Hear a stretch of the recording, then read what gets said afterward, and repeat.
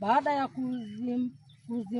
kuzichambua kwa kina taarifa hizo, japo hatujapata ripoti kamili hadi sasa, tunalazimika kusema wazi kuwa tumebaki na hofu kubwa juu ya mustakabali wa maisha yetu.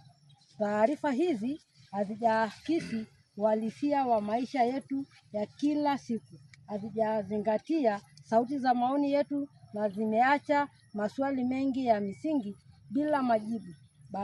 Badala ya kuleta suluhisho, mapendekezo haya yanaonekana kuongoza maumivu na kuendeleza migogoro zaidi.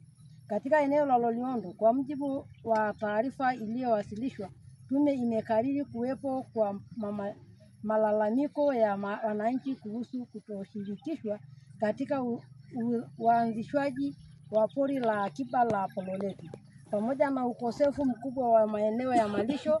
Haya ndiyo yalikuwa malalamiko yetu ya msingi kwa muda mrefu.